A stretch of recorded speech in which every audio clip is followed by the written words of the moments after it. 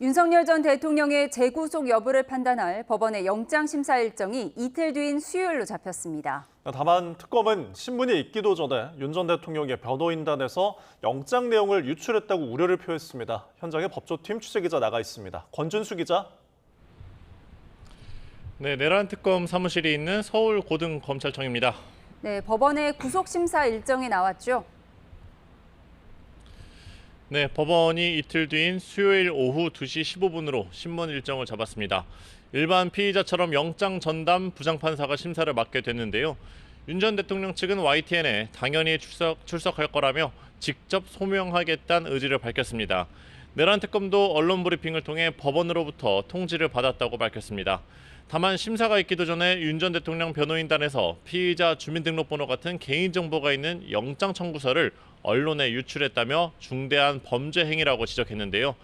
피의사실 공표죄는 수사기관 한정이지만 전체 영장 청구서 내용이 공개된 만큼 심각한 우려를 표하지 않을 수 없다고 설명했습니다. 또 관련자 진술 등이 노출되는 건 특검 수사에 방해될 수 있고 업무상 비밀 누설로 처벌 가능하다고 덧붙였습니다. 네, 다가오는 신문에서 이 특검은 윤 전 대통령의 구속 필요성을 강조하겠군요.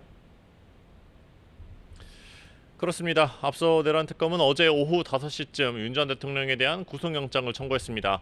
윤 전 대통령에 대한 2차 소환 조사가 이뤄진 지 하루 만으로 우선 신병을 확보할 필요가 있다고 판단한 것으로 보입니다. 특검은 구속 필요성을 위해 군 관계자의 비화폰 통화 내역 삭제 등을 거론하기도 했는데 이를 두고 그 자체가 증거인멸이라고 주장했습니다. 또 윤 전 대통령은 유죄가 선고돼도 판결에 승복할지 불분명하다며 도망칠 우려가 있다고 강조하기도 했습니다. 이번에 윤 전 대통령에 대한 구속영장이 다시 발부될 경우 지난 3월 구속이 취소된 이후 4개월 만에 다시 수감되는 건데요.